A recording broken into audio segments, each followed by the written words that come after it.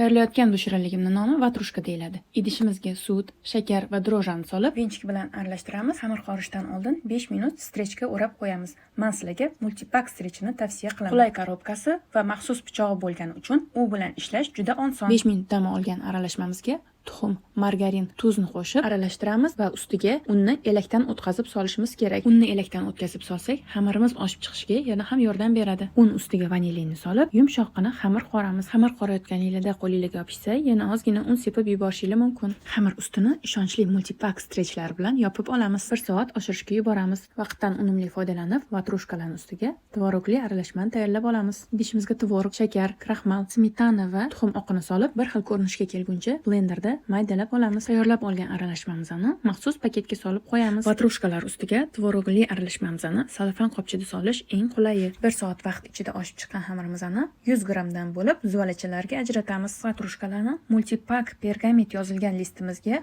oshirishga yuboramiz. Multipak pergamentlarning sifati menga juda yoqdi. Oshib chiqqan zuvalachalarimizni stakanning orqa tarafi bilan bosib chiqamiz. Bosilmay qolgan joylarini barmog'imiz bilan bosib chiqamiz. Tayyorlab olgan tvorogli aralashmamizni vatrushkalar ustiga siqib qo'yamiz. Tuxum sarig'iga ozgina sut qo'shib xamir chetlariga suramiz. Vatrushkalar ustini mevalar bilan to'ldiramiz va 180 daraja qizdirilgan gaz pechiga 20-25 daqiqaga pishirishga yuboramiz. Mana vatrushkalar tayyor. Ustiga shakar upasi sepib dasturxonga tortamiz. Vatrushkalarning oddiy bulchkalardan farqi mayinligi va yumshoqligi. Tayyorlagan bu vatrushkalarni sizga yoqqan bo'lsa, siz ham tayyorlab ko'ring, kommentariyada yozib qoldiring.